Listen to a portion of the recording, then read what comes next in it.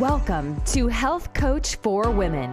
Intentional living for more happiness and fulfillment in your everyday life with your host, Marsha Roopchand-Walker.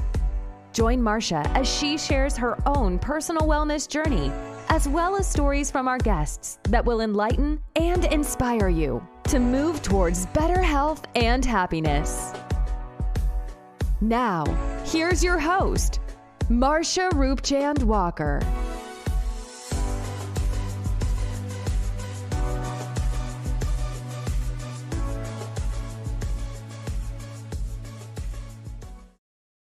Hello, and welcome to another episode of Health Coach for Women, a podcast where we explore alternative and holistic solutions for better health and wellness. And I am your host, Marsha. Now, today we will be talking about hormone disruptors, okay? But before I get started, please go ahead and hit the subscribe button and be sure to like this video at the end of the episode. All right, so I'm going to start off with quotes. As you know, I love quotes. And this one is, when women take care of their health, they become their best friend. And that's by poet Maya Angelou, which was my favorite poet. Okay, so now let's get started. So first, let's talk about what are hormone disruptors, right? They're basically chemicals that can interfere with the normal functioning of the endocrine system, all right, which regulates the hormones in our bodies. So an exposure to these disruptors can lead to hormonal imbalances and can have negative effects on women's health. And there are some common disruptors. And sometimes we don't even realize that there are things that are impacting us every day, right? And also when I was doing some research on this, it was one thing that they didn't even mention. Okay, but I'm going to do some research on that, and I'm going to get back to you on that one. I'll bring that up in a second. All right, and so these hormone disruptors can really severely impact our health. So some of the disruptors that I found was BPA, which is bisphenol. I hope I'm saying it's bisphenol A.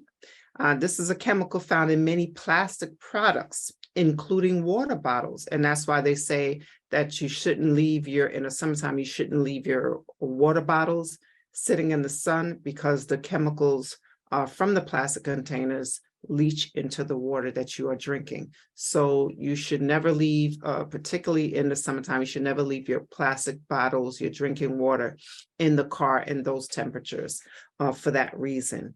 Okay, and so BPAs, right? And there are, don't kill me if I'm saying these things wrong now. It's PHTHALATS, phthalates? I don't know. These chemicals is often used in personal care products, such as fragrances, nail polish, right? And so that's why when you go to the nail salon, those things, and why do you think the people who do your nails, they wear masks with all of these things? They're breathing in these things every day. So if it was safe, they wouldn't be wearing masks, right? And the smell is so strong. All right, nail polish, hairsprays. It's not even mentioned here on this list also, but deodorant, right? Some chemicals in deodorants also can be an issue and cause disruptors. Plastic products, including toys, vinyl flooring, shower curtains, pretty much everywhere you can find toxic chemicals, right? Parabens, that's why you see shampoos that they say contains no parabens, all right? And these are chemicals that's used as a preservative in cosmetics and personal care products. One thing I found that they did not mention here was tampons, right? And for those of you who use tampons, that can be toxic as well due to the chemicals and their known carcinogens in tampons. So one study found the results of testing tampon brands detected carbon disulfide, which is a known reproductive toxin in all 4 brands that contain rayon. Okay, and carbon disulfide is a chemical that is predominantly used in the manufacturing of rayon.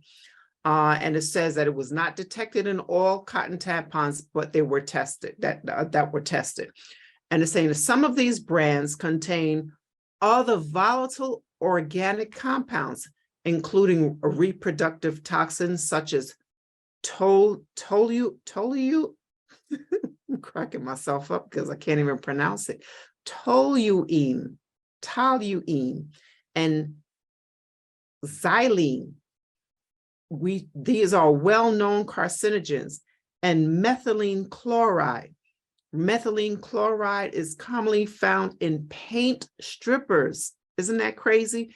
Methylene chloride is commonly found in paint strippers. And it says that in this article, it's saying that it's made headlines recently for its link to over 50 deaths since 1980. And this article was published back in 2018. So now I don't know. I don't use tampons, so I don't know about as far as the tampons and what they include. And this is why, everything that we use is not always labeled with the information, with disclosing information, right? And so for me personally, I just choose not to use tampons, and then, they saying that you can also, which I've known for a long time, and that's one of the reasons why I chose not to use tampons, because if you leave it in too long, it can cause toxic syndrome, right? And so knowing that, why would I want to use it? So I don't use it for that reason. All right, so this is what I found here on that. So we're surrounded by chemicals every day, hairsprays, even the hair coloring treatment, things that we use in our hair. Even if it may not disrupt our hormones, it can have they can come with health issues where now they're saying it with hair relaxers, right? And I've known this for a while too, the chemicals in the hair relaxers, that it can cause cancer, right? And so now there's a few lawsuits going on with the makers of some brand of hair relaxers, that they're saying that these women are coming forth saying that they have cancer and it was from the hair relaxer. So I don't know how that will be proven. I don't know, but that would be interesting to learn about. Now, it's these chemicals, we have to find a way to avoid these harsh chemicals. And what do you do when things are not labeled, right? So the best way to go with it, to not use things that has all of these different chemicals, is the best way is to try to go organic as possible, right? And natural products, natural organic product with minimal ingredients. When the ingredients have a whole bunch of chemicals that you really can't understand, or better yet, that you can't even pronounce, like myself, can't even pronounce, we probably shouldn't be using it, right? We probably should not be using those products, because these things can cause toxic health issues and disrupt our hormones, right? And I think it is not just for women, right? It is other things that can disrupt probably for men as well, right? But since this podcast is on the topic of women, we focus on women. So you have to be very mindful and be your own advocate when doing when shopping, when purchasing products, because they're about profits, right? Companies and businesses, their goal is profits. And so we have to be our own advocate and promote our own be our own advocate for ourselves, for our health and our well-being. Okay. Now, what I discovered, right, when it comes to just going back on the sanitary napkins, I'll talk about specifically sanitary napkins. What I had found later on, this was several years back. This was, I can't remember when, but this was a few years back when they were talking about the sanitary napkins that we use. And this little video clip, it showed where, the making of tampons, right? Now, how factual it is, I don't know. But this was for a marketing company who was promoting sanitary napkins with a negative ion strip, right? Which this negative ion strip, it's supposed to be a more cleaner, safer way. And it also reduces odor. It makes it more breathable where, you can breathe, because, as you know, the tampons, they can hold odor, trap odor and all of that stuff. But anyway, and so they were saying in this clip that I watched, they were saying that the sanitary napkins were made from recycled paper.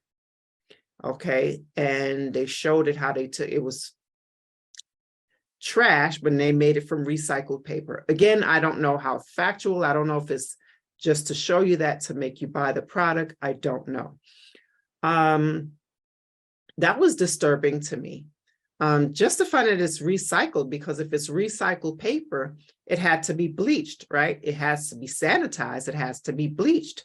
And so these are the things we don't know everything that goes on behind the scenes with things that we purchase. Right? We don't know everything behind the scenes from when, if you're talking about for those who are eating meat, from where the animals stayed, how they were raised, how they were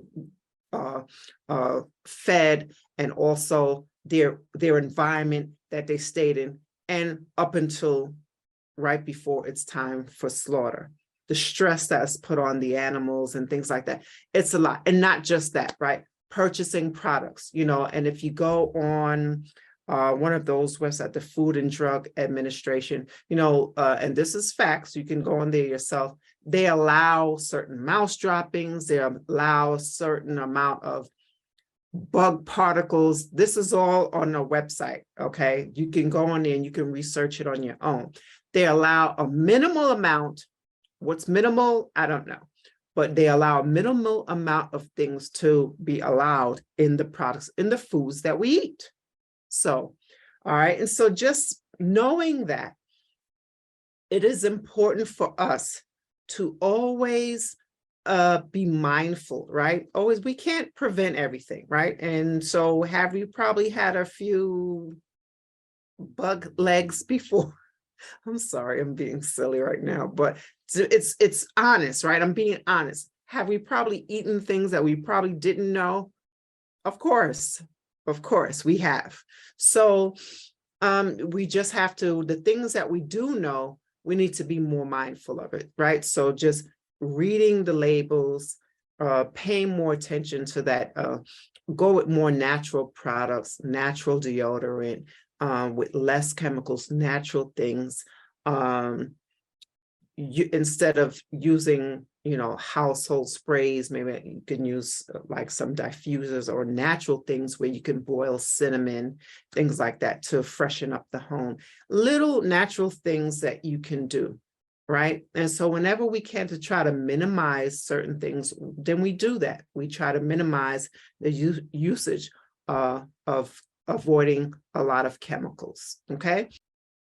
So a lot of these issues, these disruptors with our endocrine system, right? It can have a lot of effect, as I mentioned before, on the female hormones, right? And these things are linked to not just reproductive problems, which includes infertility, problems with your menstrual cycle irregularities, which that could have been my issue, when I had my issue with fibroids, and when that was taken care of. Then a year later, I still had a problem with ongoing heavy bleeding, where I had to receive my blood transfusion. And so it could be linked to a variety of things, right? We'll never know, right? That my hormone imbalance, whatever, could have been linked to certain things that I was eating, certain foods that I was eating. And not only that, these things have a high risk of cancer, breast cancer, cervical cancer, things like that. Thyroid issues. You having issues with your thyroid. Again, some of these disruptors can mess with the normal functioning of your thyroid, and it's important to look at those things. Look at your neck. You have to explore. And when something feels off and different, you need to just pay more attention and listen to your body. As I say, listen to your body. Something's not right. Pay attention. Don't ignore it. Right? Obesity or being overweight. Right. And so all of these are linked. Female hormone disruptors could be linked to the weight gain, while you're steadily gaining weight, and you're doing everything and nothing's working. So there are different links and factors. We just have to find the solution, right? And find the possible causes to what could be causing issues. Diabetes. Right. And some studies, they're saying linked to exposure of female hormone disruptors to an increased risk of diabetes. Folks, we need to be mindful, right? I can't stress that enough.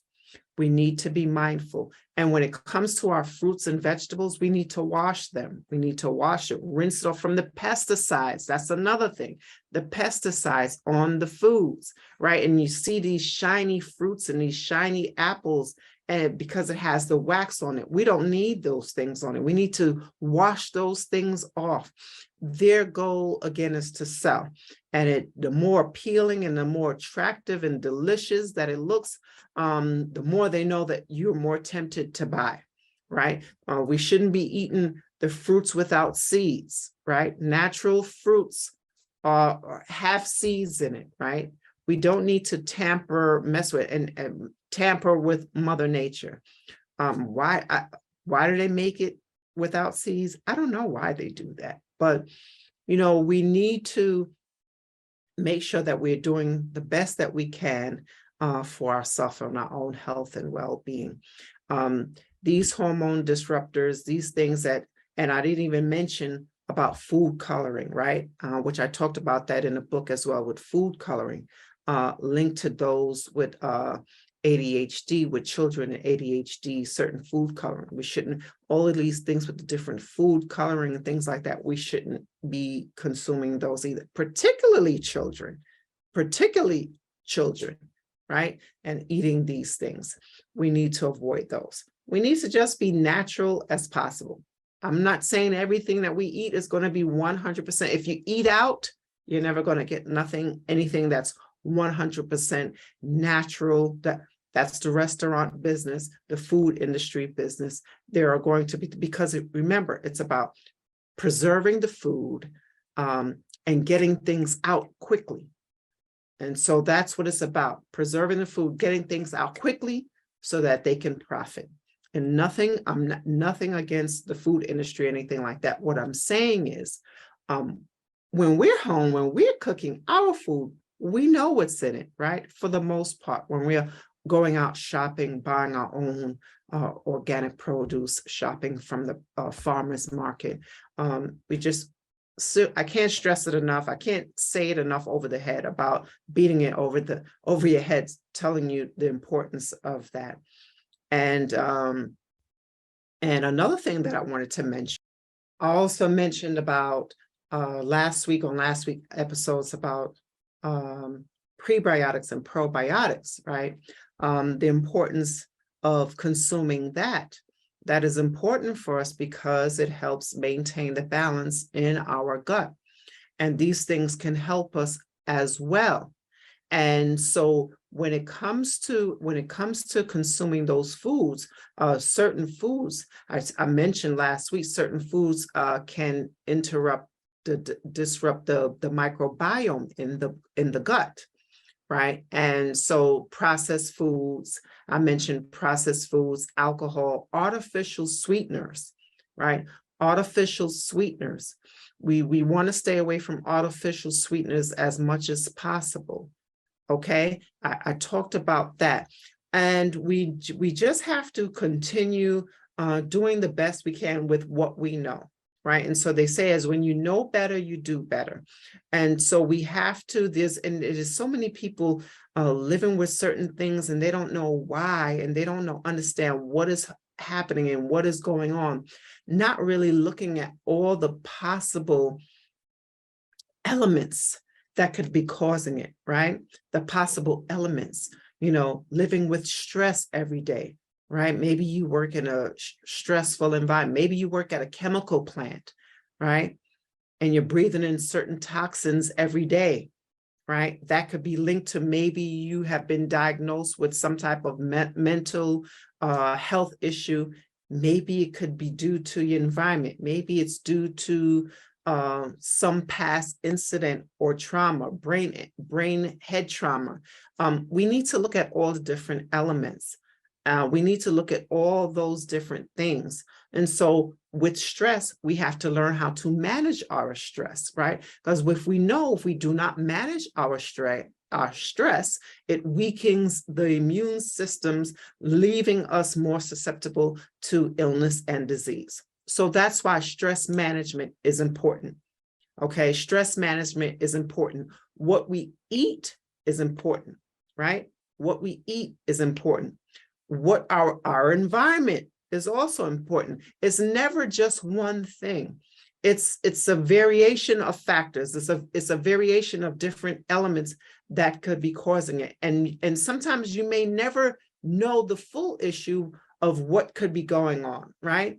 But we need to do as much as we can to prevent. That's why prevention is the best medicine. The prevention is the best medicine. And that's why I love Angela Mayo's quote that she says, when a woman takes care of her health, that she becomes her own best friend. Okay. I just said my version. That's not the quote. The quote was, when women take the care of their health, they become their best friend. So when you take better care of your health, you become your best friend, right? And so when we do more to help ourselves, we can help other people. Let's pay attention to that and look at the things that we are doing, what we are eating.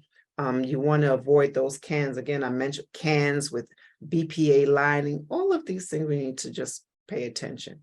And I know some of you say, oh, it's too much. I can't be stressed. Nothing's good for you. Everything is bad. Da, da, da, da.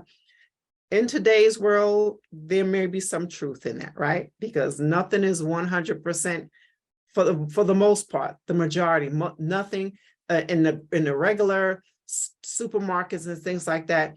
The majority, there's more inorganic products than there are organic products, I should say, right? And so we just do the best that we can. We do the best that we can. That's why it's important to do detox cleaning, to cleanse yourself. That's why it's important to fast. And I don't care what other people say that, certain things, oh, you don't have to fast, you don't have to do this. I stand by it with fasting because it gives the body a chance to reset itself. Research and studies have found fasting to be effective in helping and resetting the body. Okay. And I go by studies and research, okay, from factual information, factual sources. All right. And so I believe I covered everything I needed to cover in today's topic.